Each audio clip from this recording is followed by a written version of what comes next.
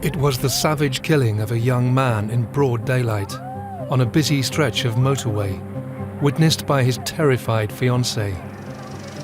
The killer, a high-ranking career criminal who had killed before. A stunned nation was gripped by the horrific road rage murder of Stephen Cameron as it made headline news. This was a crime that shook Britain.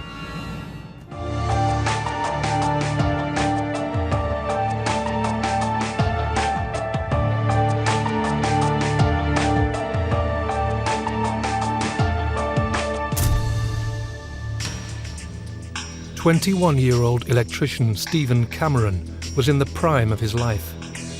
But on the 19th of May 1996, a lethal confrontation on a busy M25 motorway slip road would cost him his life.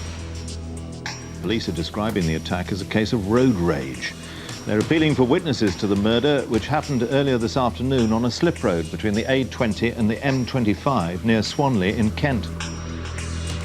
Kent police launched a huge investigation, sparking an international manhunt to bring Stephen's killer to justice. This is the story of the brutal murder of Stephen Cameron, told from the inside through the eyewitness accounts of the family and the detective at the heart of the case.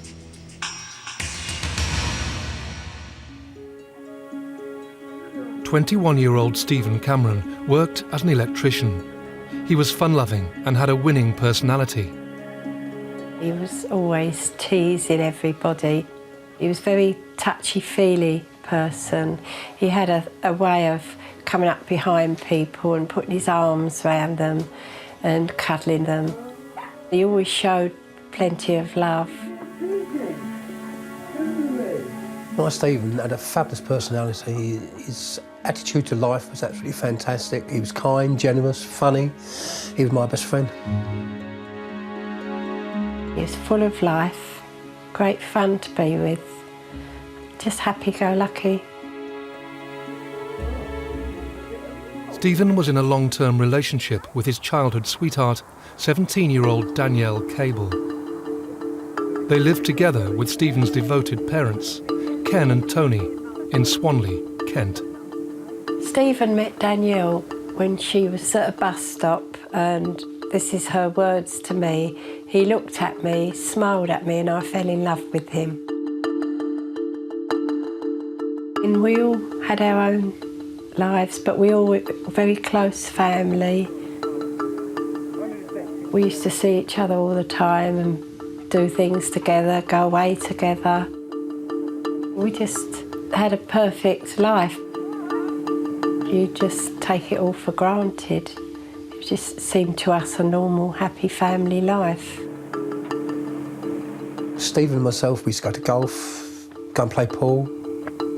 Where I worked, that's where Stephen done his training, and I used to see him every day, all day. He was always coming around, "Dad, you haven't got £5 of it, I'm going to go and have some lunch." He used to tease the life out of me. We was really, really close. In December 1995, Stephen had planned a memorable Christmas. Christmas Eve, he came home and he'd bought her a ring. He just showed it to me and I said, "Oh dear, she doesn't even know." And he went over and see her mum and dad that evening and they were happy about it. So it was a really lovely Christmas that we spent together. They were looking forward to getting married later on and just having a happy family life together. Stephen and Danielle were making plans for their future.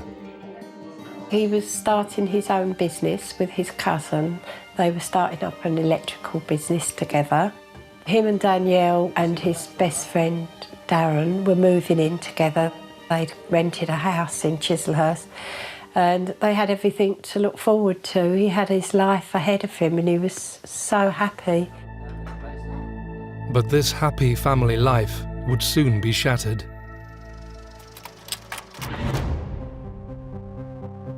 Deep in the heart of the Kent countryside, just 10 miles from the Cameron family home, lived one of Britain's most notorious criminals, Kenneth James Noye.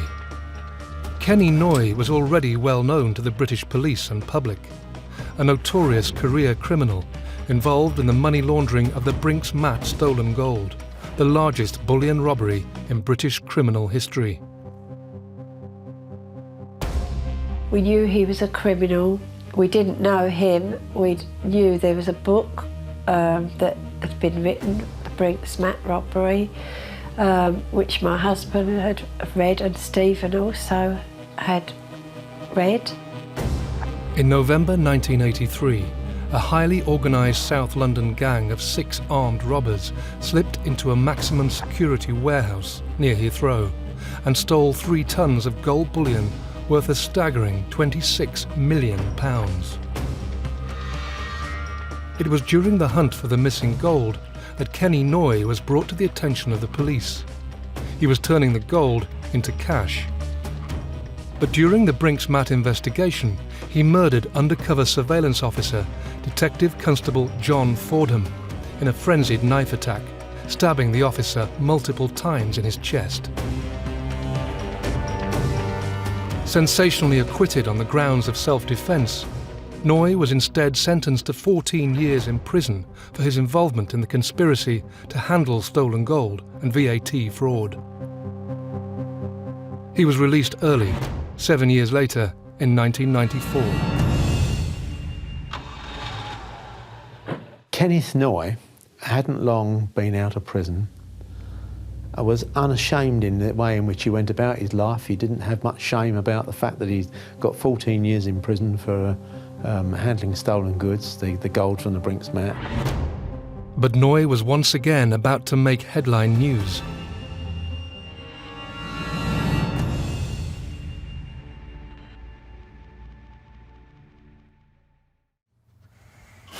It was a seemingly normal Sunday morning at the Cameron family home. Because they'd been out the night before and Stephen had been drinking. I control myself. That morning, I had my 2 little granddaughters staying. They'd got in bed with Stephen and Danielle and was laughing and joking, and he told them that he was going to have them as his bridesmaids, and he was describing to them what sort of dresses they would have. I was up early because my mother, who lived across the road to us, wasn't very well, and she was in bed and I was going to go shopping. Stephen got up and he said, you're going to cook my breakfast, jokingly, and I said no. I said, I'm off out. And he said, oh, come on Mum, please do my breakfast. I said, no, don't be so lazy, you do it. The last thing that he did was tell me he loved me. I left with the 2 granddaughters and took them shopping. Yeah, we had a cup of coffee together, had a little chat, because he'd been out on the Saturday night to a club. You got to be ready in 5? Yeah. As Stephen and Danielle got ready, they discussed their plans for the day. Stephen was going up to London to buy some bagels for all his friends. They were all going to a football match that afternoon to watch Danielle's brother play football. Stephen suggested to Danielle that she drive the Bedford van. I'm going to drive. You'll be all right. Danielle was driving because they'd been out the night before and Stephen had been drinking. Danielle, never driven on a motorway in her life. She'd only just passed her test. Stephen decides that, Danielle, you can drive the vehicle, we'll go out and get some shopping. She was very reluctant to do that, but accepted that perhaps to please him she would drive it and get a motorway driving out of the way, as it were, but she wasn't very happy about it, especially a van. It was on a Sunday, it was about 1:10. I was watching the Monaco Grand Prix. Just started the warm-up lap and Stephen went off with Danielle. As they set off from their home to drive to London, they were unaware of the danger ahead of them.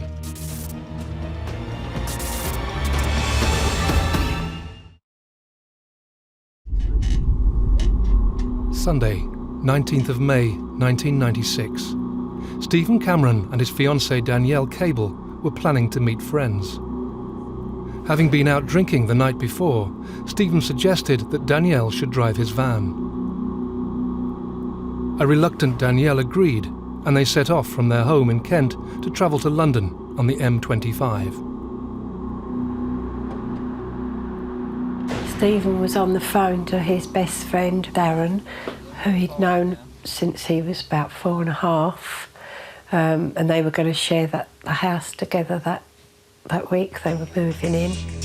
They drove down Beechenley Lane, where they lived, and turned left onto London Road, heading towards the Swanley interchange and the M25 motorway. So she drives onto the motorway at the Swanley interchange. We think she cut somebody up or had taken someone's road.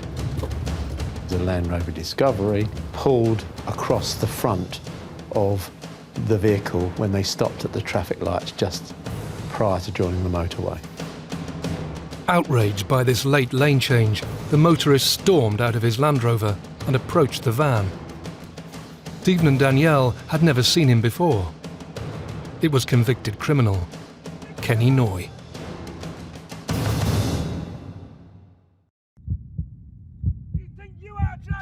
Danielle is in a dreadful state at the driver's wheel of this rascal van. Terrified, Danielle had no idea why her driving had just triggered such a tirade of abuse from the other motorist. Stephen stepped out of the van and approached the raging driver. Stephen wasn't even driving. He was just protecting his fiancée, which any man would do. Stephen Cameron came face to face with Kenneth Noye. What he didn't know at the time, of course, was that the one person that he picked this gesticulation with was Kenneth Noye, a known criminal. They quickly became embroiled in a heated exchange of words.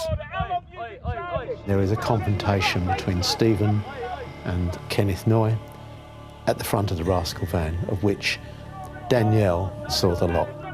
But the disagreement soon turned to physical violence. The first punch would appear to have been thrown by Kenneth Noye. Stephen instinctively defended himself. But whatever happened, Kenneth Noye was getting the worst of the confrontation that effectively he'd chosen to have.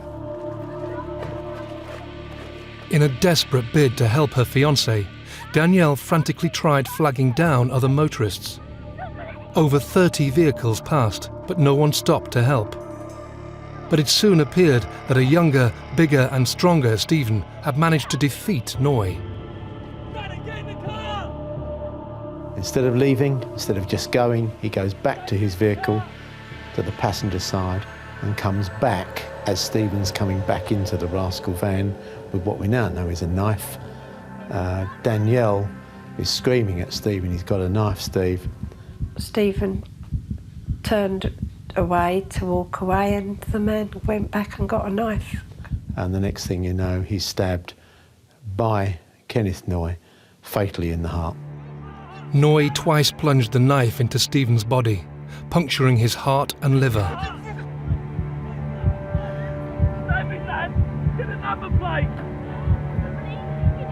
With the knife still in his hand, Kenneth Noye got back into his vehicle and drove off at speed. Stephen had collapsed in Danielle's arms, covered in blood.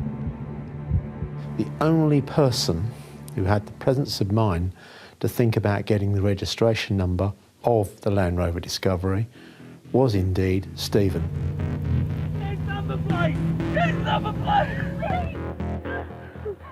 With Stephen dying in her arms, a distressed Danielle phoned for an ambulance and then quickly called Ken Cameron. When Danielle phoned me, I just went into total panic mode. Stay calm. Stay there.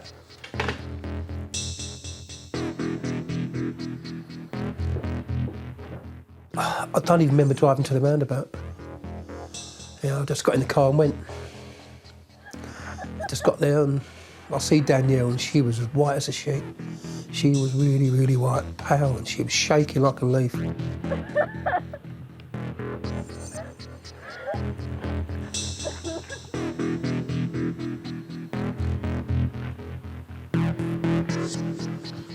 So I sat her in the car and I went over to Stephen and, yeah.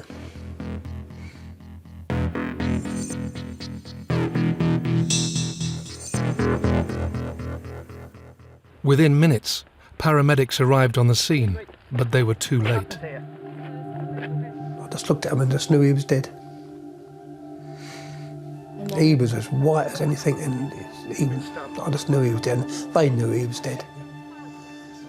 That's an image that's actually burnt into my head. I can still see him laying there. I was numb. My body just felt totally numb.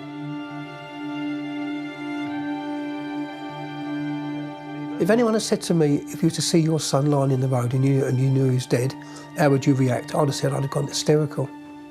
I was as calm as anything. I suppose something just takes over, doesn't it? The adrenaline just takes over. What's his name? Stephen. Stephen. Stephen. Ken drove back home to tell Tony. Just as I'd got home, he rushed out the house and said to me, just get in the car. And I see Danielle was sitting in the front, so I got in the back with the two girls, not knowing what it was. And I always remember looking at Danielle, and she was staring straight ahead. Her face was as white as snow. And I knew by my husband's panic that something was wrong. And I remember my husband was driving frantically and he said to me, Stephen's been stabbed. I just felt my heart was going to come out of my chest. It was just thumping and thumping. And I just couldn't understand, you know, what was going on. I remember phoning my son. I was panicking and I thought, I've got to phone the two little girls' mum to tell them to meet us at the hospital because I didn't want them to be there. Danielle was just sat there as quiet as anything. He never said a word. We went into a small room and we all stood there just waiting for news. I knew Stephen was dead, but I couldn't tell her.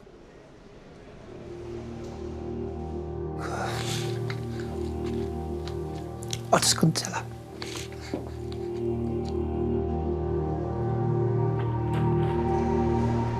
The doctor came in and he told us that they couldn't save our Stephen. He'd died.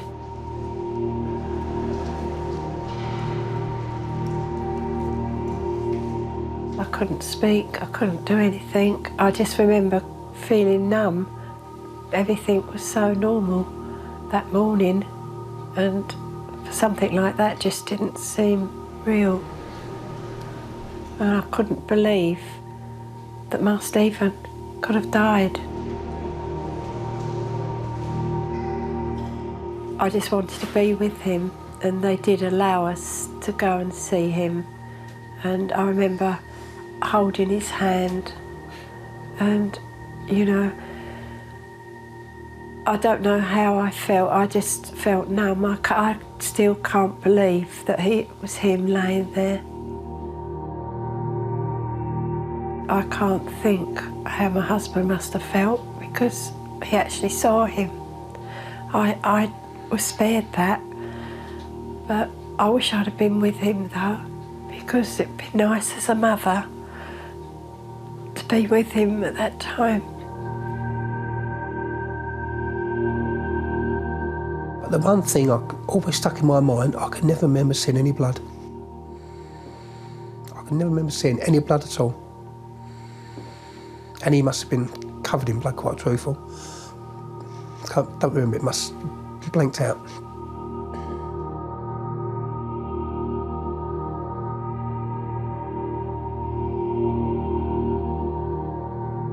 When your child leaves the house, you wave them goodbye, but you never think you're not going to see them again. A man's been stabbed to death after an argument with another driver. Police are describing the attack Stephen as a case Cameron of from road Swanley rage. was killed in front of his girlfriend during an argument on a motorway slip road. Danielle, whose surname isn't being released by the police, had been engaged to Stephen for 6 months.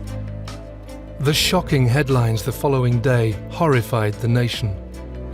There was stunned disbelief that a motorist could kill another over an argument about their driving. Kent police quickly mounted Operation Quern to hunt down Stephen's killer. It was one of the biggest criminal investigations in terms of resources for the Kent Police that we've ever had.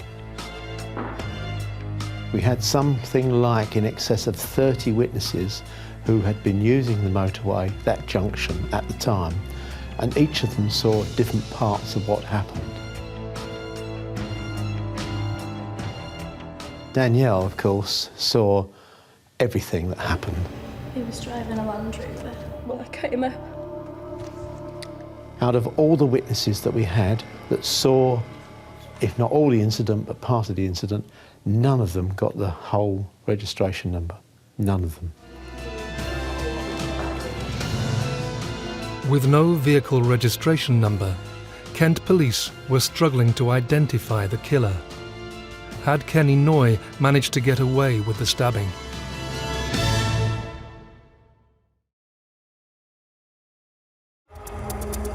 Electrician Stephen Cameron was in the prime of his life until he was fatally stabbed during a road rage incident on a busy motorway slip road. His dying words to his fiancée were to note down his killer's number plate. Kenneth Noye, a notorious criminal, had fled the crime scene. There was someone out there that had stabbed Stephen and I wanted them caught. Although we had witnesses who could say what happened, nobody identified the person, no one knew who he was, and we were in a very difficult position because we didn't have any forensic evidence that would link a suspect to the scene. There is a CCTV camera at that junction, and on that particular day, the 19th of May, it was not working. With no forensic evidence and no CCTV, Kent police were struggling to identify the M25 killer. The man disappeared in what we knew was an L-registered Land Rover Discovery. Difficulty you had was, of course, we didn't have the entire registration number. The police national computer showed 18,000 plus L-registered Land Rover Discoveries, and they're only the legitimate ones that were registered in the UK. But when you spoke to the witnesses, we had about 5 different colours. The colours ranged from green to maroon to blue to grey to black.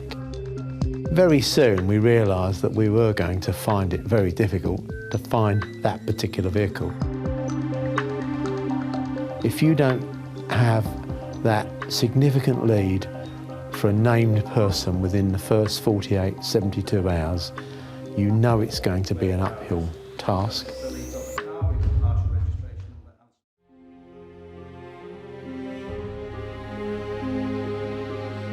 Two months after he was stabbed, the funeral of Stephen Cameron took place at St Mary's Church in Swanley.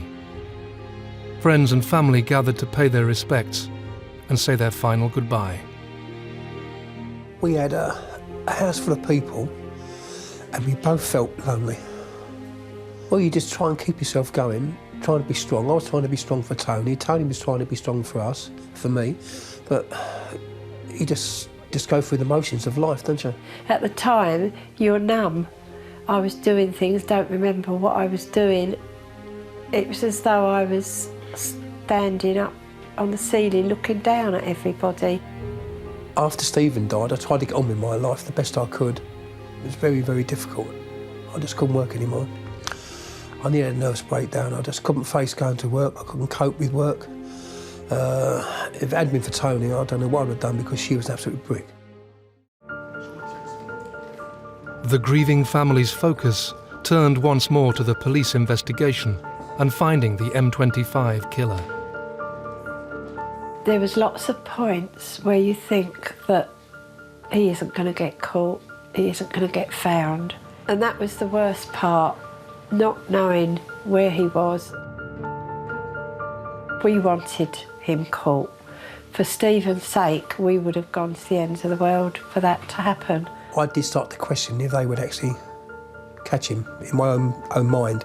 I used to phone up Nick Biddis, the superintendent, and beat him up every week on the phone. I used to give him a hard time.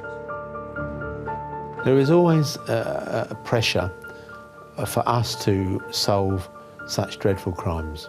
There's pressures both from the police, as it were, the public, the media, and especially the family. I mean, Danielle's lost a fiancé. Ken and Tony, of course, they've lost a son.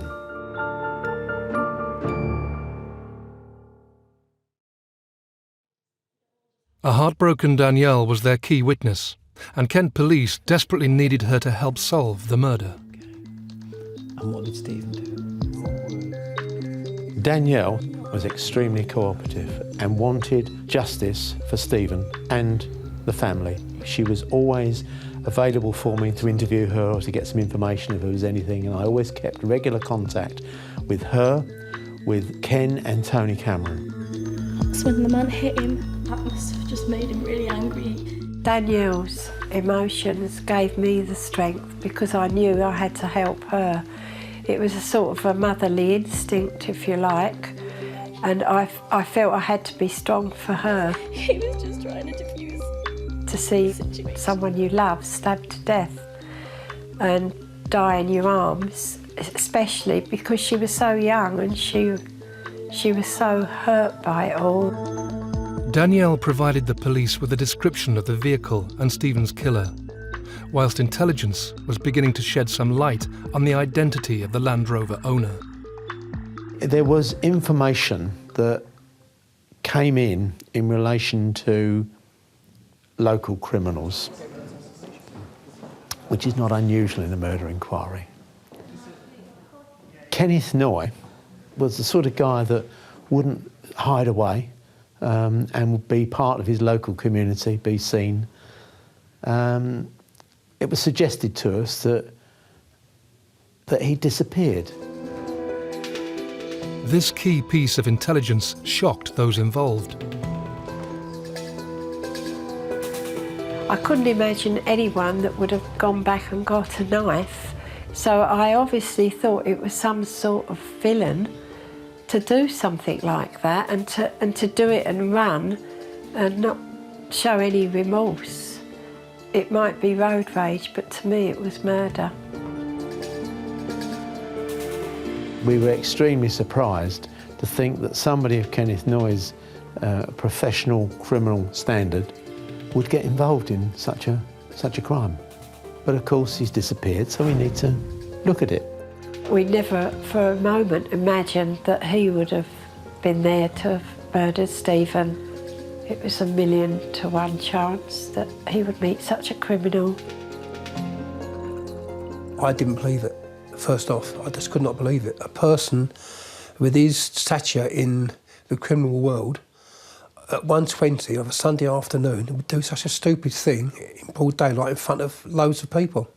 Because he's a person who's well known in the area. I just didn't believe it. But Kenny Noye had realised the enormity of his crime. After stabbing Stephen Cameron to death, Kenneth Noye raced back to his home, where he made a number of frantic calls, packed a suitcase with cash and left. Within 24 hours of the murder, his phone went dead. His mobile phone went dead. And of course, we had no means of finding out what communication he may have been using. Clearly he was using something, but we didn't have any way of monitoring it. We obviously searched his house. His associates and friends and his family claimed they hadn't seen him or he'd gone. I don't know where he was, but he'd had nothing to do with such a crime. Nobody would tell us anything. Nobody knew anything. Hear no evil, speak no evil, see no evil. He just disappeared off the face of the earth. With the help of his underworld contacts, Noye was whisked across the channel by helicopter, fleeing the country. We knew he had a criminal background. He had friends in the criminal world that would help him to stay away, and we knew he would have all these things to help him. He was desperate to cover his tracks and raise as little suspicion as possible. We then soon realised that Kenneth Noye not only had disappeared, but the Land Rover Discovery that he had been driving has disappeared. There was another, what we called a doppelganger vehicle, had been stuck on his driveway. This vehicle, which looked exactly the same colour and type of the one that we were looking for, was bought for cash. And that vehicle landed up on Kenneth Noye's driveway. I think it was put there so as if anybody was casually passing by to say that, you know, Kenneth Noye's disappeared, but his vehicle's still on his driveway.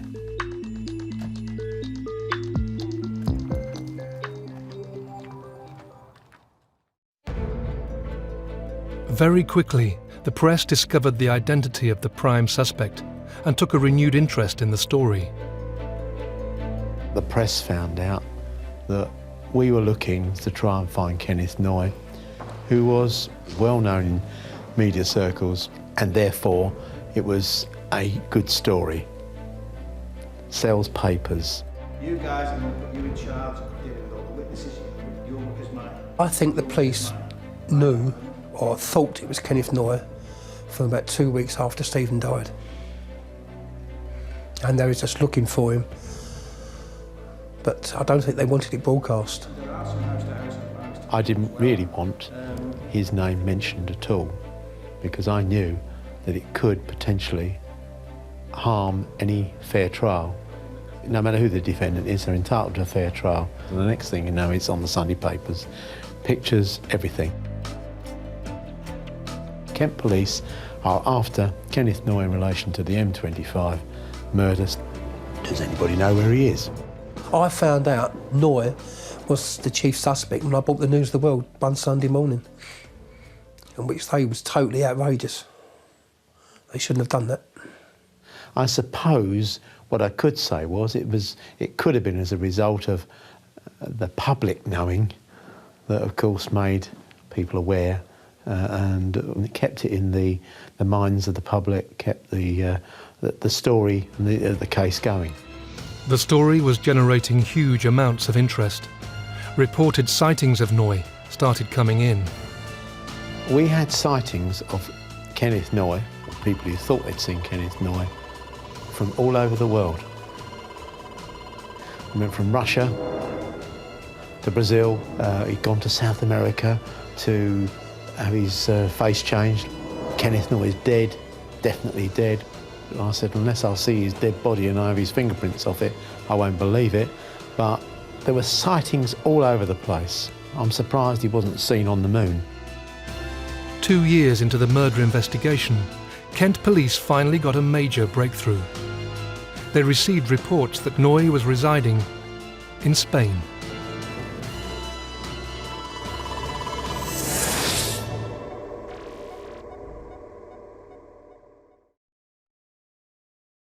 Noye kept a very low profile and, of course, changed his identity with a new passport in the name of Green. His lifestyle was one where he was living in a very remote house. He would be drinking in bars. He was keeping himself to himself, but clearly wasn't a hermit. The police needed to confirm that the sightings were indeed that of Kenneth James Noye. But media intrusion into the investigation was making things difficult. The problem I had was the minute I sent any officers abroad, it would only be 24, most 48 hours before the press found out. Eventually, I ran it as a secret inquiry.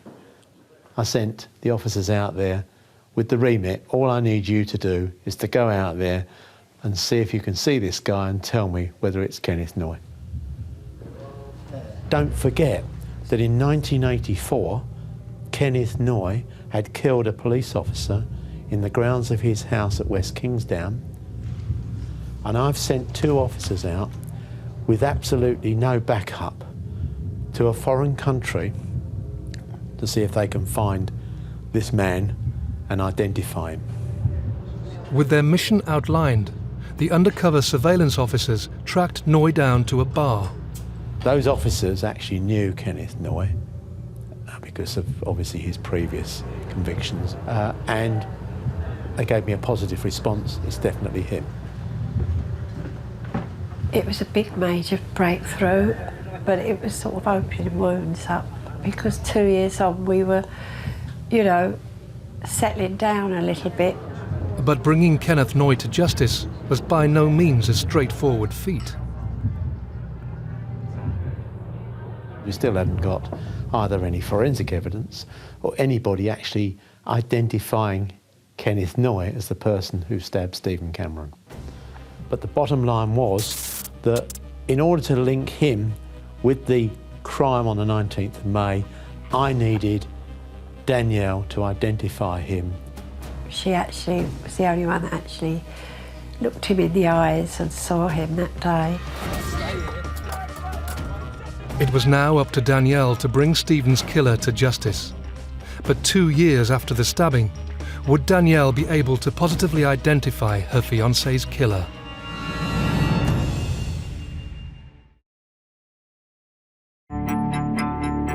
After fatally stabbing Stephen Cameron on a busy motorway slip road, notorious criminal Kenneth Noye fled the country. It sparked an international manhunt to bring him to justice. Having finally located Noye in Spain, Kent police now needed to positively identify him as Stephen's killer. There was only one person who was capable of doing that, the only person who witnessed the entire murder, Stephen's fiancée, Danielle Cable. The identification out in Spain was, in my view, the most significant point of the whole investigation. Clearly, if she didn't identify the person out there, who we knew was Kenneth Noye, as the person who had killed her fiancé, Stephen Cameron, then the whole case in terms of Kenneth Noye would have fallen apart. And I kept regular contact with Danielle, told her that at some stage, Danielle, it may be that you have to go somewhere outside this country and you may have to try and identify the person responsible. When the police came round to see us and inform us that Danielle had actually been taken away on a plane to identify the suspect, it came as a shock because we had no idea that they were that close to catching him. He didn't tell us where. He just said, Daniel was on the plane as I speak to you at the moment. We think we found him. I was elated. Cried my eyes out. Oh, I was really concerned. I was really worried about her because I knew she would be upset. I knew she'd be frightened.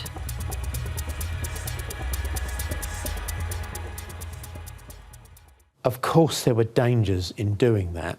There were dangers for her welfare, so much so that when we eventually decided that she'd have to go out there to do this, I decided to do it in as public an area as possible.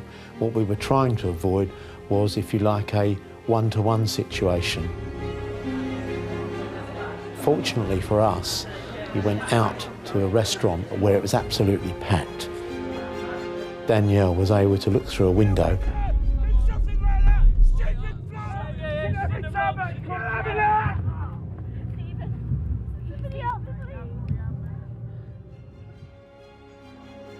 and she was positive in that identification. Nick Bidis phoned us and said, we've got him, she's ID'd him, it's him. And we were just, you know, so relieved. It's about 2 years after Stephen died, which was an eternity, but they actually found him. We were then able, as a result of that identification, to obtain a warrant for his arrest in the UK.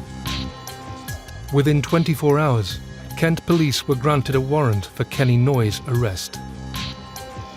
Kenneth Noye was a creature of habit, and he was a person who frequented much the same bars in the Barbat area, and he was located in a particular bar where he was sitting outside on the seafront and he was accompanied by a young lady. The Spanish authorities were actually fully briefed as to Kenneth Noye's previous convictions and his previous history as regards his violence towards officers, and they, I can assure you, took no chances when it came to arresting him. He was very quickly grabbed, immobilised, handcuffed and taken into custody. With Noye arrested, the process for his extradition back to the UK began, a lengthy process that would take a year to complete.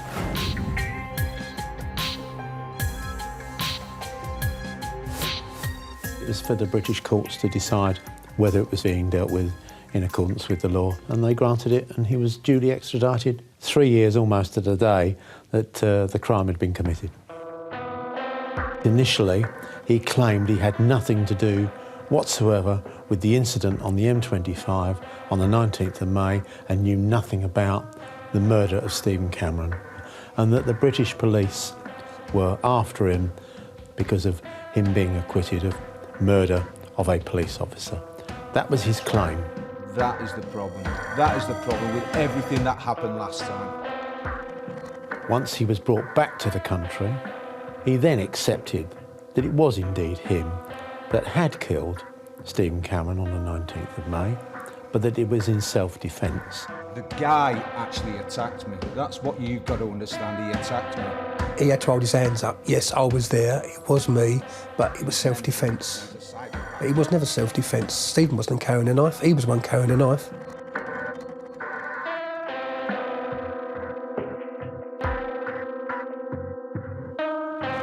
"4 years after killing Stephen Cameron, Kenneth Noye stood trial at the Old Bailey.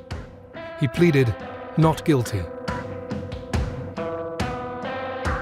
It's very important to go to the trial and see him face the music and see justice done. The first time I saw Kenneth Noye in court, I wanted him to be dead for killing my son. Stabbing him twice, he intended to kill him, and I just wanted justice for Stephen. That's all I've ever wanted. When he gave evidence at court, he said that he believed he had to leave the scene, leave the country, because the police would make sure that he got convicted of a crime he never committed, and therefore he wasn't going to hang around and wait to be arrested. He was trying to make out that Stephen was the violent person, that it was in self-defence. He even said in court that he thought Stephen was going to throw him over the bridge and all sorts of silly things he came out with. He was a maniac, he was a psychopath. What could I do? But it was Danielle's witness statement that would be of crucial importance. The key part to this case, and the one that linked it all together, was the identification of Kenneth Noye by Danielle Cable. Forensically, there was nothing there, and unless we had somebody who could identify the person who stuck the knife into Stephen, then we would never have got a conviction. Part of his defence was that he had been identified unlawfully by Danielle. It was proven that it wasn't. Danielle was a key witness, and the one thing she always said was that his eyes, evil eyes, and that's what she see when she went out to Spain and see him, his evil eyes. That's when she knew it was him. I hereby sentence you to life imprisonment. Kenneth Noye was found guilty and sentenced to life in prison for the murder of Stephen Cameron. He would have to serve a minimum term of 16 years before he could be considered for parole. At the time, I felt elated that he'd been found guilty, but I felt deflated that life didn't mean life, because he got 16 years. To me, he should never come out. He doesn't deserve to be out. He showed no remorse. I feel that Stephen got justice because we caught the person that did it, but I don't feel that there's justice, the fact that he's going to one day walk free and have some sort of life. Me personally, I think the law now should be that anyone who carries a knife, is caught carrying a knife, should be put in prison. It's treated totally different to gun crimes, which I think people die with knives and people die with guns. Why is it treated totally different to gun crimes?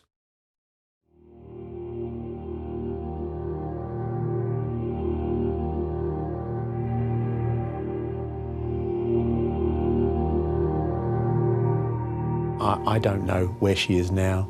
I don't know what her identity is, and neither do I need to know. All I want to make sure is that she can get on and lead the rest of her life in a happy way and a content way.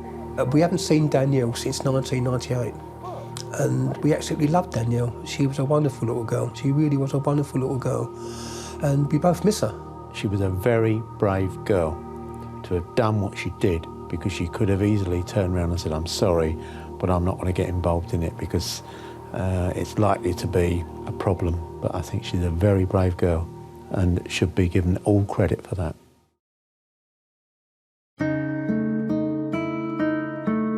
Stephen would have been a fantastic father, absolutely fantastic father. We'd have had fantastic grandchildren with him, which we've been totally denied by an evil man. You live your life, but you're not happy. Inside, your heart's broken. No one can mend that. Our son Michael can't even talk about Stephen. He can't face that his brother's dead. You know, but yeah, everyone's got on with their life, which, you know, we've had to get on with our life. You have to, don't you? Life goes on.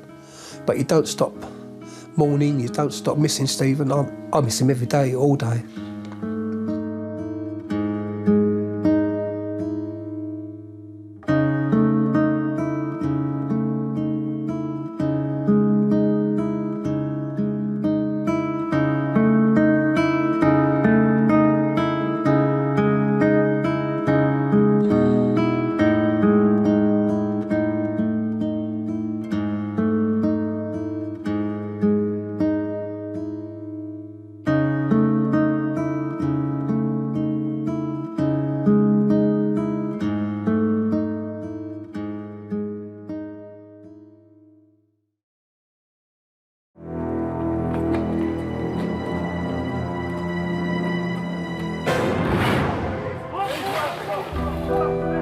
In the dead of the night, on the 7th of August 1985, 5 members of the same family were brutally murdered in their farmhouse. It was a shocking crime in an area where there was very little or no crime.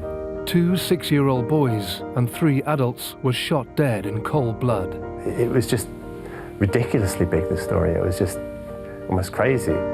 Officers believed Sheila Caffell had killed her family and then turned the gun on herself. But the twist that followed thrust this horrific crime into the headlines and turned the focus to her brother, Jeremy Bamber, a name that has gone down in the annals of British crime history. I don't think Britain had heard of a twist like it. And the twist continues. Is the right person behind bars? We look at vital new evidence that opens this case once more and makes this a crime that shook Britain.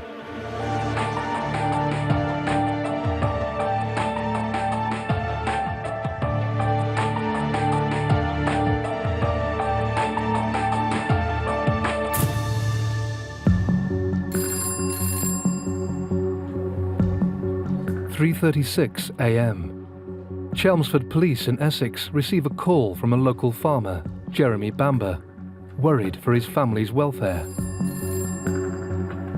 Jeremy Bamber had apparently received a phone call from his adoptive father to say that his sister, Sheila, had gone berserk in the house. You've got to come quickly. Dad? And had a gun. Dad! Jeremy Bamber tried to call back and he could not get through. In his state of anxiety, he wasn't sure, and who would be sure, whether it was engaged or off the hook or whatever, but he couldn't get through. Jeremy phoned the local police station and was advised to go to White House Farm, where he would find police officers waiting for him. The police rushed to the scene, and I think they spent quite a bit of time waiting outside, as you would do if there's been a report of gunshots. Jeremy Bamber worked at his parents' farm, but lived just 3 miles away in Goldhanger. He arrived at the scene just minutes after the police. A conversation started. The police officers wanted to know about the house, who's in it, and what might be behind the phone call. Bamber explained he had left the farm after work the previous evening. Officers decided not to enter until armed backup was at the scene. Police reinforcements were called and they were briefed. They were told there was a siege situation. Jeremy was asked to sketch a plan of the house for the firearms team.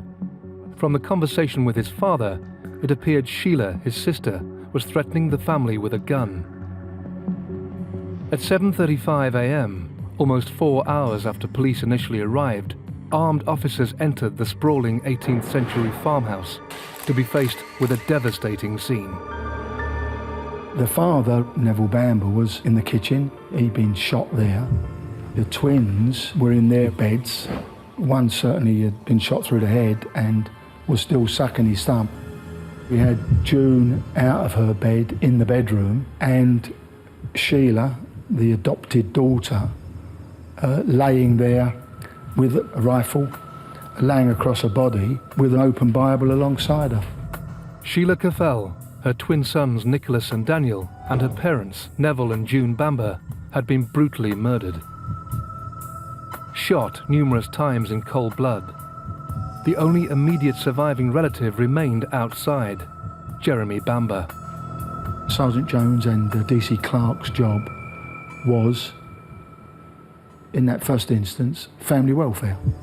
Jeremy had been warned to expect the worst. We've been all around the place. 5 fatalities, I'm afraid. He had been driven back from, if you like, the front line of operations and was some hundreds of yards back. When the story was broken to him, he broke down and he cried, and he was in a state of traumatic shock. As 24-year-old Jeremy reeled from the devastation of losing his entire family, the crime scene suggested there was no one else involved. Police elicited that Sheila, suffering with mental illness, a few days before had come out of a hospital. Farmer's daughter could handle a firearm. Jeremy Bamber, he'd been shooting rabbits and had left the gun with ammunition and a fully loaded magazine on the kitchen table. So everything was slotting into place to set the scene of her going berserk, having access to a gun, picking it up, and then shooting everybody, and then shooting herself. There was no doubt in the minds of the majority of the senior police officers that they were dealing with a case of 1 suicide and 4 murders. Sheila Caffell was diagnosed as a paranoid schizophrenic. She had a history of mental illness. A tragic young woman with severe mental illness had repeatedly shot both her children and parents. News quickly spread through the small village, and the national media descended to cover the story. The massacre at White House Farm, it was stated that Sheila Caffell's injuries appeared to be self-inflicted. I was chief reporter on the Evening Gazette at the time of the killings. And the policeman said, well, yeah, what's happened is 5 people have been found murdered in a farmhouse. You might get 1 murder in a year in the Colchester area, and that would be a big deal. But to have so many deaths reported like that, he just couldn't quite take it in, I don't think. The Bamber family were respected members of the community. Neville and June Bamber were very well known in the area. He was a local gentleman farmer. She very active in the local church. In addition, Neville was a local magistrate on the Witton bench. They lived in a very, very nice house worth quite a lot of money. You'd look at them and suspect they appeared sort of salt of the earth, but clearly the same didn't apply to their 2 adopted children. Jeremy and his older sister, Sheila, had very different reputations to their parents. Sheila embarked on a career in modelling. Initially, she made some progress, and she did a fair amount. But that seemed to suddenly fizzle out. Jeremy was a good-looking lad, and I think we soon found out that he had a very lively social life. It didn't take long to find out that he liked being out in the town in Colchester, and I think he was a bit of a ladies' man. Sheila and Jeremy wanted a greater freedom than their mother was prepared to condone. And I think that is where the trouble started. Friction within the Bamber family soon emerged, but officers needed to delve deeper to uncover a motive behind this horrific crime. Meanwhile, Jeremy, the only surviving close relative, was taken home to deal with his loss and piece together events leading up to the murders.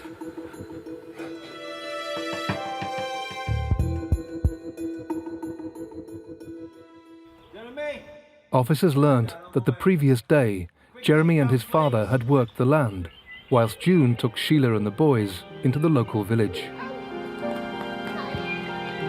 Jeremy and Neville came back from harvesting.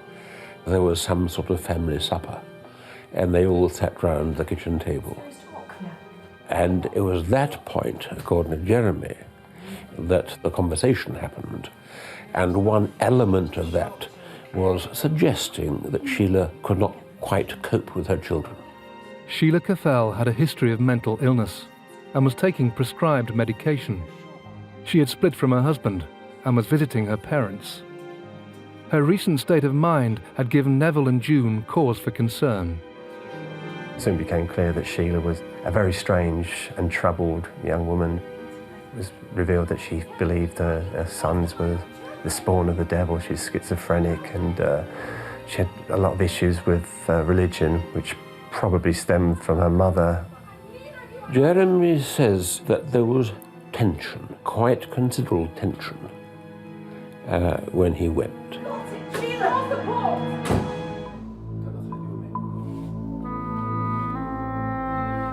After the heated discussion, Jeremy left White House Farm. It was 9:30 p.m. 6 hours later, he received a call from his father.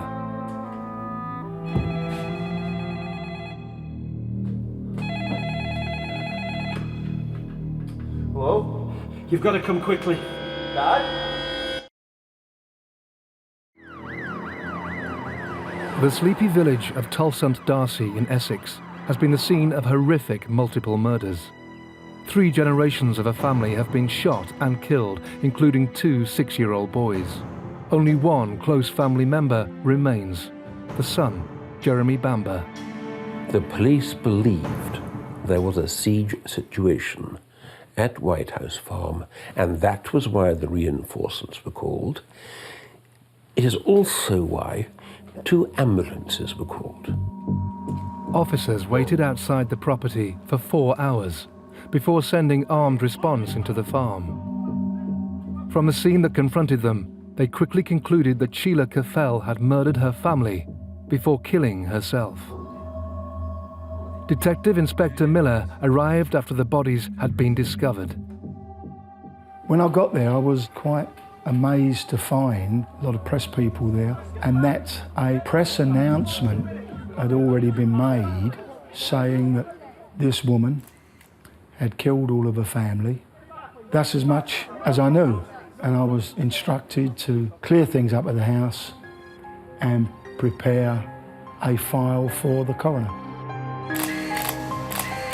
Just hours after finding the bodies, police took the decision to remove certain items from the house.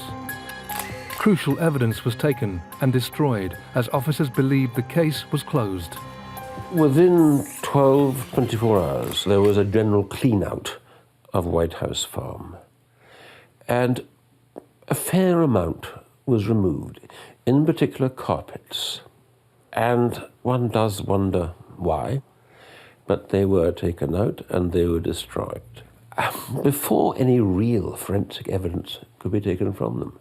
The carpets, which would be heavily bloodstained, were burned in the grounds of the farm. In the immediate aftermath, Jeremy agreed to officers destroying some items from the farm to remove painful memories.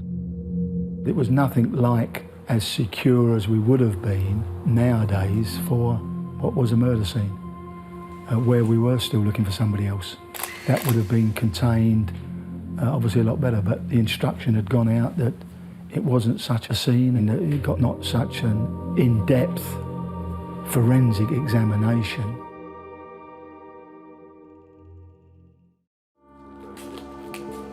As forensic evidence wasn't a priority, the keys to White House Farm were handed to Jeremy and the extended family just 3 days later. The relations of the Bambers, one particular woman, Anne Eaton, I think was a cousin, she had come to the farm to do an inventory with the family solicitors. Jeremy Bamber's cousins, Anne Eaton and David Buflower, and Uncle Robert Buflower, were also farmers who lived nearby. They were keen to safeguard the property in the aftermath of the tragedy. There's sort of a bit of a Miss Marple thing going on there, and they obviously went into the house and had their suspicions. The Eatons and the Buflowers made a point of thoroughly searching the farmhouse. What happened next turned the case upside down. And it was shortly prior to the coroner's hearing that a surprising development happened. And they say in the gun cupboard in that downstairs office, they found the silencer and other materials. This silencer would fit and would be used with the rifle that we found on the body of Sheila Caffell. And Anne Eaton found it strange that the silencer was not on the gun when we found it, because there was no silencer on the gun when we found it. The weapon that lay with Sheila Caffell was a .22 caliber rifle, a gun used by the family for shooting rabbits. It was able to accommodate a silencer or sound moderator, like the one discovered in the gun cupboard.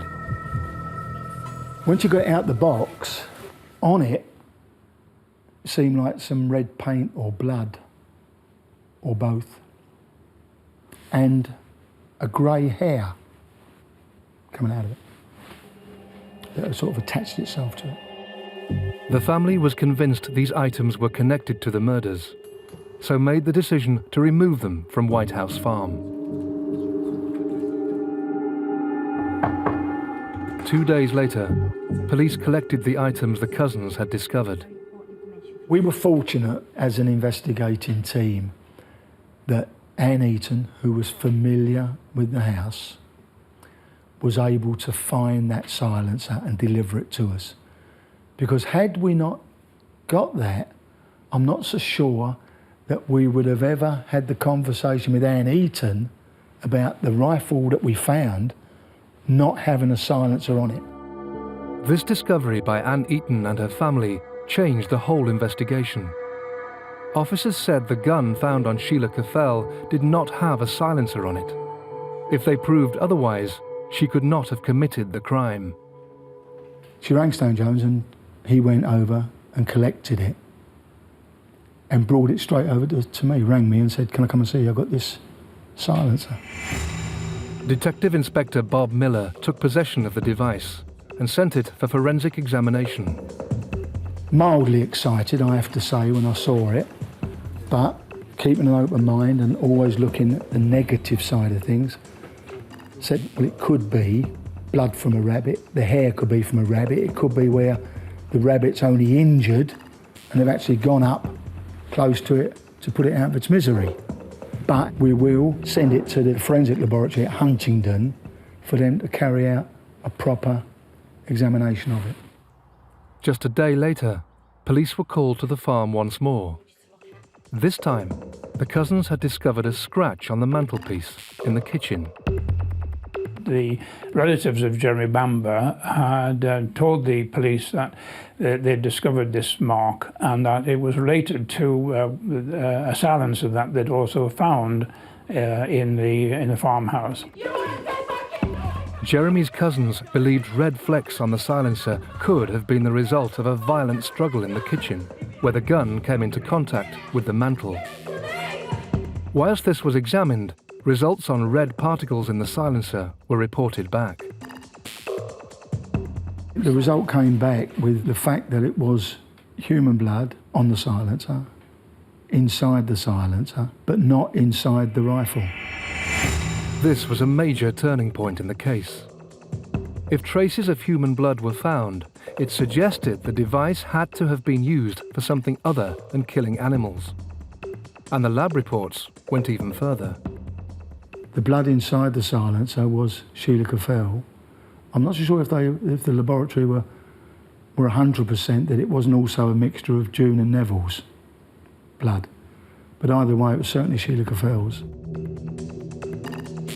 Forensics had found the enzyme AK1 in the particles and attributed it to Sheila Caffell. If her blood was on the silencer, police believed the whole case was different to what they originally thought.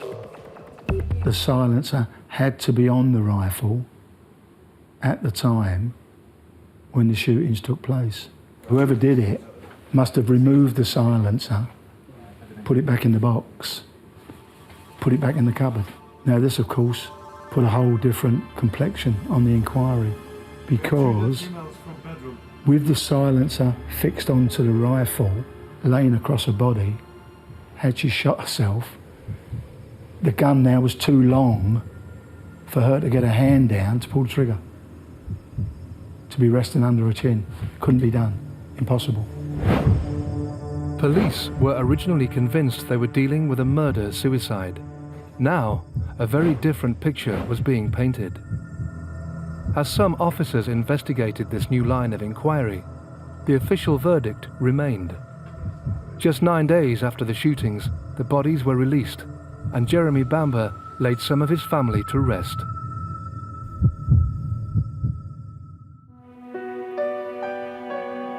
He was inconsolable. He had his girlfriend Julie Mugford by his side and Colin Caffell, Sheila's estranged husband, by his other side, and it was like something out of a movie. I remember looking at the photographs thinking there was a real power about the pictures. He did appear to be genuinely devastated. As the images of a broken family stunned the nation, officers continued with their inquiries and were soon to be rocked by yet another revelation.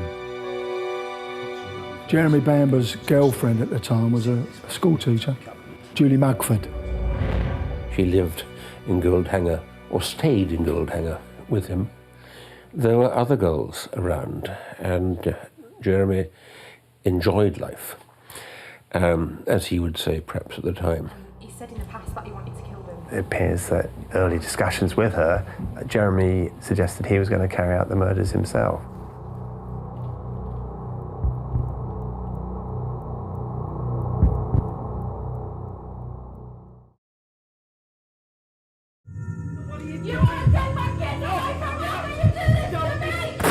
Police in Essex have reopened their investigation into the deaths of a family of 5 last month. Jeremy Bamber's immediate family have been brutally murdered in a violent attack at their farmhouse. Police believe Sheila Caffell, his sister, who suffers with schizophrenia, has killed her parents and sons before turning the gun on herself. But as Jeremy buries his loved ones and tries to cope with the grief, a sensational twist throws the whole case into turmoil. Jeremy Bamber's girlfriend at the time of the tragedies said he discussed ways of getting rid of the family, but I think the turning point for her not only was her conscience getting the better of her, and she felt she had to come and unburden it to us, but I think she'd overheard him talking to an old flame on the phone at the time that they were going out together, and felt a bit as though she was a jilted lover, as it were.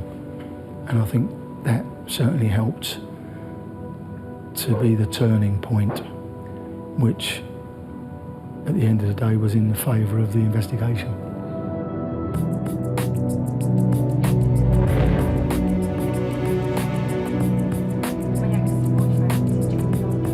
Their relationship had changed, and perhaps it wasn't quite what she hoped it was, so it appears that was the catalyst for her going to the police to make sensational allegations about him being behind the murders. Today was the day he was going to do it.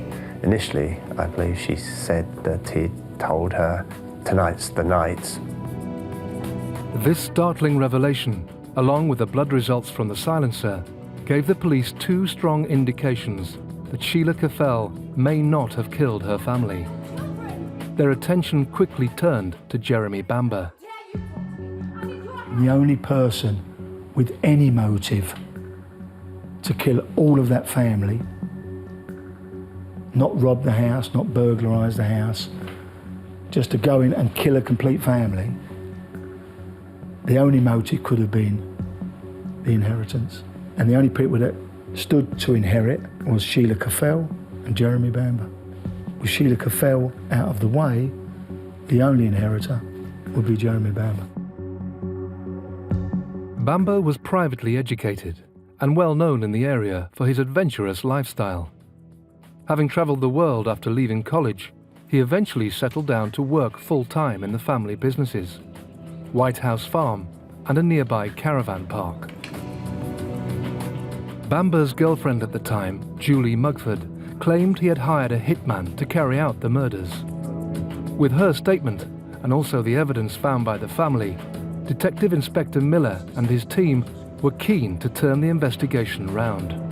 Mick Ainsley, Sergeant Jones, myself, Taff Jones were in an office at Witham Police Station. We related of what we'd got from Julie Mugford, and Mike Ainsley went round the circle of us. Said, right, what do you think? Taff said, I'm sticking with what I've always said, that she's committed the murders and shot herself. He said to Stan Jones, what do you think?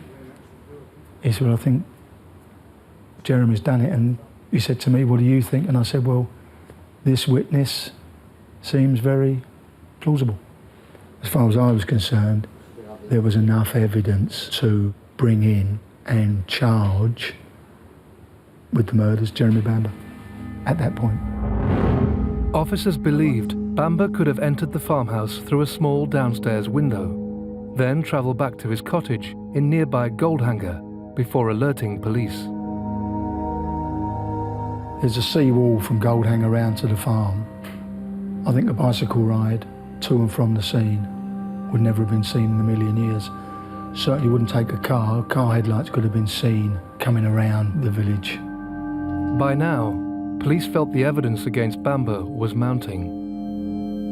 During their investigations, he had left the country with a friend for a holiday. In his absence, police were also told that some flecks on the silencer had originated from the mantel, confirming the family's theory that a violent struggle had taken place.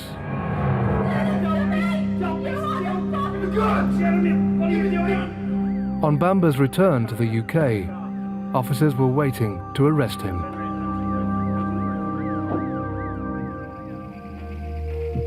Jeremy Bamber was interviewed and charged with 5 counts of murder on the 29th of September, 1985.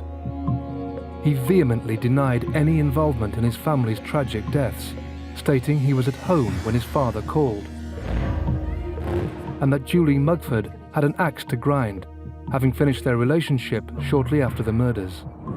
But Essex police had their evidence. Just over a year later, Bamber's high-profile court case began. Jeremy Bamber, the brother of model Sheila Caffel, has appeared in court charged with the murder of his parents, his sister and her twin sons. Mr. Bamber denied all the charges. Mr. Bamber, is it true your sister? The big moment was when he came into court. Indeed. My recollection of him standing there being very polite, very attentive, not humble, but trying to portray this image of someone who was quite nice, charming, decent fellow. The key moment in the trial was Julia Mugford's testimony. Miss Mugford, why did it take you 6 weeks? Because the jury had to decide who was telling the truth, Julia or Jeremy. Didn't show much emotion. At times he seemed still a little bit amused by the proceedings. I suspect he really thought he was going to get off. Not for me to defend. No further questions, Your Honour? The silencer evidence, yes, there it was. but that didn't have quite the emotional pull, emotional influence that seeing this young girl in the dock and having to adjudicate on her truth.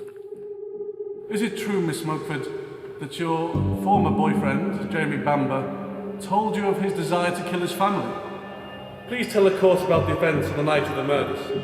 It was like nothing I've ever experienced. There was a buzz, you could feel it in your stomach. You know, the court was packed with journalists, packed with spectators. It was probably the most memorable day of my journalistic career. I therefore put it to you, Mr. Bamber, that it was you. Jeremy Bamber's trial lasted 19 days. In summing up, the judge outlined key points for the jury to consider. As part of his defence, he called or had read to you evidence to show that Sheila was mentally ill and argues that in her conduct in killing her family, it is entirely consistent with that illness. The red paint on the knurled end and the mark on the knurled end of the mantelpiece show that on that fact alone, that the silencer was on the gun during the fight in the kitchen. Members of the jury, have you reached a verdict? Yes, Your Honour, we have. The jury, by 10 to 2 majority, decided that he'd committed all the murders. And he was sentenced to 5 life sentences. Jeremy Bamber, the man who killed his family in order to inherit a fortune, has been sent to jail for at least 25 years. Justice Drake was the presiding judge and said you will serve a minimum of 25 years. You're a warped individual. You are evil beyond belief. Officers, take him away. As Bamber faced the rest of his life in prison, the scale and magnitude of this sensational case played out in a press frenzy. Despite the passing of time, this extraordinary crime rarely leaves the headlines for long.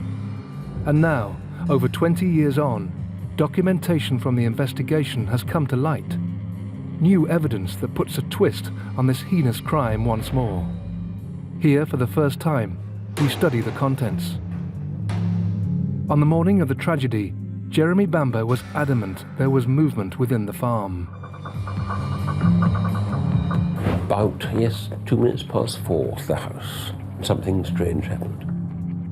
Jeremy says they saw movement, a figure, a person moving in an upstairs room.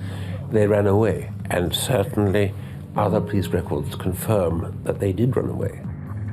In addition to this, police telephone logs from the evening state officers were in conversation with somebody inside the farm at 5:25 a.m. Armed response waited to enter the house until 7:37, over 4 hours after police arrived at the scene, and more than 2 hours after the conversation log. 7:37, they reported that in the kitchen were 2 dead bodies, 1 male, 1 female. That same message was picked up and recorded by 2 other sources. After discovering 2 bodies in the kitchen, all but one of the armed officers searched the rest of the house. At 10 minutes past 8, they radioed 3 more bodies found upstairs. So initial inspection of the property reported 2 bodies downstairs and 3 upstairs. Yet by the time of Jeremy Bamber's trial, that had changed.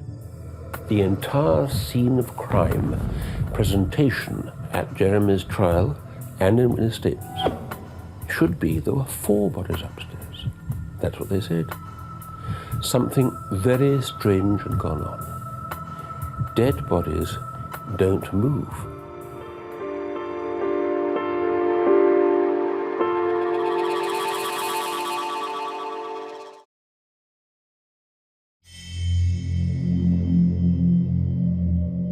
Five members of an affluent family have been brutally murdered in Essex. Police originally believed the daughter, Sheila Caffel, who suffered with mental illness, had killed her family and then herself. But in one of the most sensational twists in criminal history, the surviving relative, Jeremy Bamber, has been found guilty of the crime. Continually protesting his innocence, Bamber has spent over 25 years appealing his conviction. Now, vital documents from the investigation have surfaced after years of appealing by Bamber and his legal team. They reveal alarming contradictions in the case. One issue under scrutiny are differing accounts on the location of the bodies.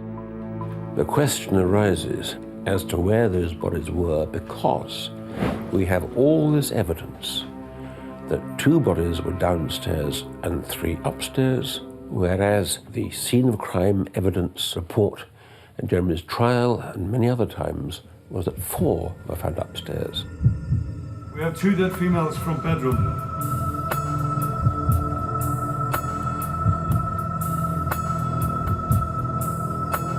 There are 2 young boys in here.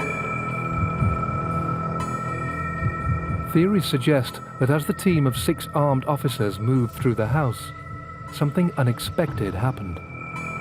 There was a commotion, and one of the police officers, in his witness statement, refers to that. And his interpretation, or his explanation, is there was movement upstairs. What were the noises mentioned in the statement? The document goes on to suggest it could have been movement from another officer. But by the time other police attended the scene, 4 bodies, not 3, were upstairs. The prosecution in the trial was resolute. Neville Bamber was discovered in the kitchen, the twins in their beds, and June and Sheila in the main bedroom upstairs. Some theories suggest Sheila moved from the kitchen up to the bedroom via one of the farm's 3 staircases, whilst the police were searching other areas of the house, having only injured herself with the first gunshot wound. Forensic photographs taken around 10 a.m. show Sheila's blood was still running from her wounds. 2 statements also say this. Added to that, her body did not have livor mortis, suggesting she had not been dead for a long period of time. The prosecution claimed she would have died by 3:30 a.m., 6.5 hours earlier. Jeremy had been outside with police since 3:45 that morning. Something had gone wrong. Why were the accounts so different? Further documents suggest the extended family found the silencer in the gun cupboard at a different time than originally thought. We find record of David Boufflard giving a silencer to the police on 11th of September. And the record in that particular log includes the statement that he said he'd found it in the cupboard. But other statements show a silencer was discovered almost a month earlier, on the 10th of August. The problem is, how and why did the second silencer appear? Because the prosecution case was so simple. There could only have been one. That's what they said. It's one they claim Sheila could not have shot herself with if it was on the end of a rifle. But now we have, looking at September, a second silencer. So 2 documents show a silencer was collected on the 11th of September, but other family statements contradict these, saying one was found over a month earlier on the 10th of August. Which account is true? Were 2 silencers in fact found? There are 2 differing dates of discovery and 2 reference numbers given by police. Yet only one silencer was ever discussed at Jeremy's trial. Now, don't ask me what all this means. It does mean the reality is not what was produced at Jeremy's trial and helped secure his conviction. Records also reveal officers searched the gun cupboard shortly after the murders. The police had looked. They had carried out very thorough investigations, and they had not found these items. A main element of the prosecution was that a silencer must have been on the murder weapon on the night of the killings. But Jeremy Bamber has always stated that this could not have been the case. From letters he has written during his appeal campaign, He believes there was never such a device on the gun.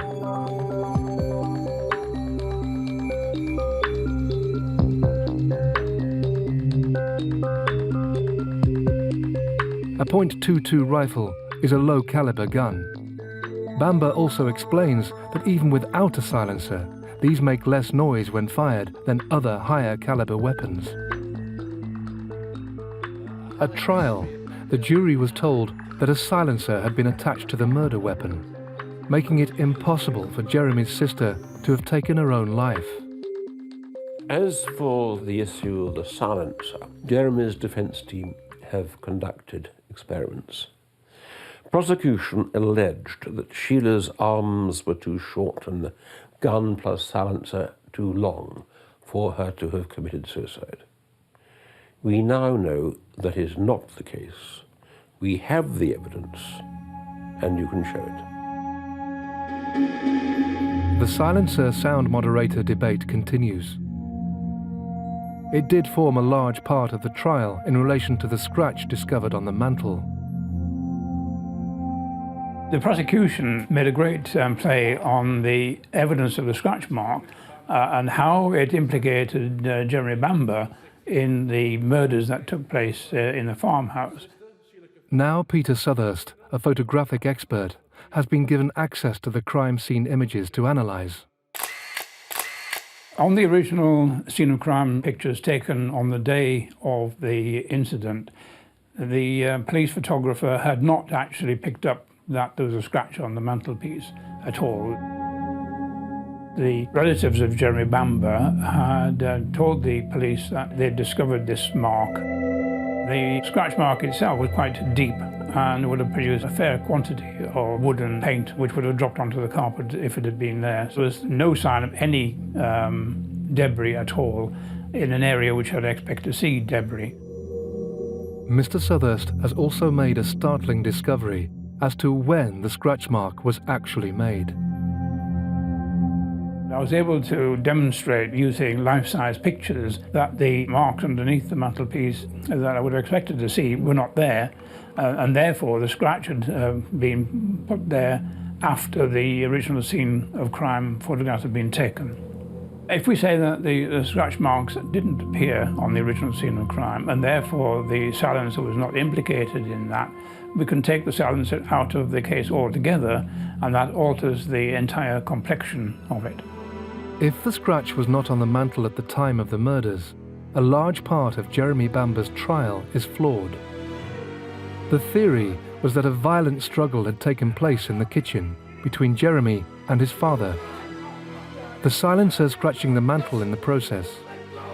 The prosecution stated Sheila could not have fought with Neville Bamber. He would have simply overpowered her. Yet Neville was sat down when he died. Poor Neville eventually died sitting on a chair, leaning forward. There's nothing in that tragic, ghastly picture that demands or refutes Sheila who did the deed. Also, the jury was told that the blood examined in the silencer was a mixture of human and animal, the human being Sheila's, with the presence of the enzyme AK1, supporting the argument she could not have killed herself, then placed the device back in the gun cupboard. The blood that was found in the silencer, which allegedly was found in the gun cupboard 2 or 3 days after, had some blood deposit in it. They are totally inconclusive. There is no absolute forensic evidence the silencer was used at all. The enzyme AK1 found by the forensic expert on the silencer and attributed to Sheila Cathell can in fact be found in dozens of animals, including rabbits. This was never outlined in the trial. Prior to the tragedy, Jeremy Bamber said his parents were trying to reason with his sister, suggesting she received extra help with her twin boys. Sheila wasn't really interested in any of the options. She didn't say a lot, and I didn't add a lot to the conversation while I was stood there. But we just didn't know how to reach out. With schizophrenia, it's really difficult, and our understanding of mental illness was very limited. Much more should have been made of the fact that Sheila, the day before the killings, was showing every sign of heading for an episode of paranoid schizophrenia, and that her psychiatrist said, given any hint that she was an inadequate mother, she could flip it, and the defense didn't pursue that enough. You're not only telling me that I need to foster my own children! Statements from Sheila's psychiatrist reveal how he believed her mental state could have driven her to snap if faced with losing her children. Another crucial part of Jeremy Bamber's conviction was Julie Mugford's statement. She claimed Bamber had hired a hitman, but the man in question had a cast-iron alibi. Shortly after the murders, Jeremy had ended his relationship with Julie. They had this enormous fallout, and we're talking about the last week in August, if I recall correctly. So hurt was Julie by the breakdown of their relationship, she admitted to officers that she tried to smother Jeremy with a pillow.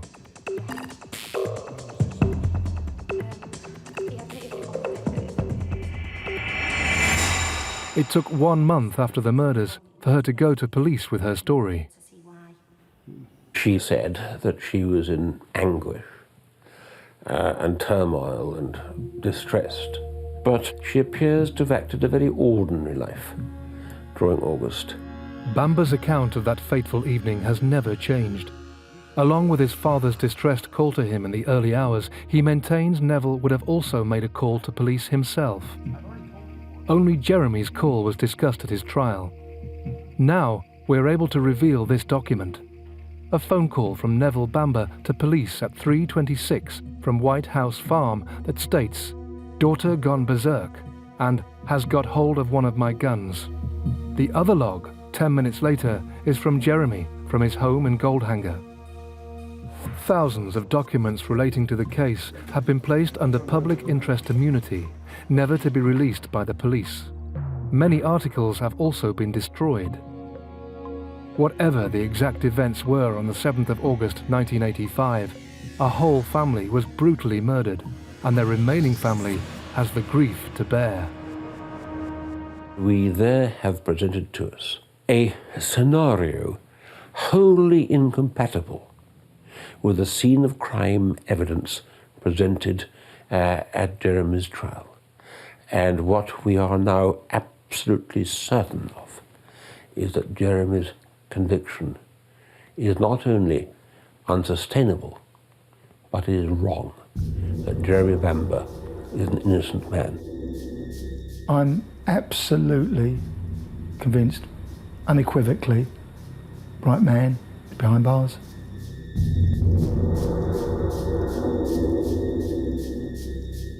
The thought of those two little 6-year-olds, their lives just starting, being shot in such a calculating and terrible way, still upsetting now. Shortly after the massacre, Neville and June's extended family inherited the Bamber estate, and the Eatons moved into White House Farm. The family stand by the original conviction and continue to make their voices heard in the media. Why sadness? Because no one wins. We all lose. Can't bring them back. Jeremy Bamber has appealed his conviction since 1986, so far to no avail. He is one of only 35 prisoners in the UK to be given a whole life tariff. At present, he will die behind bars.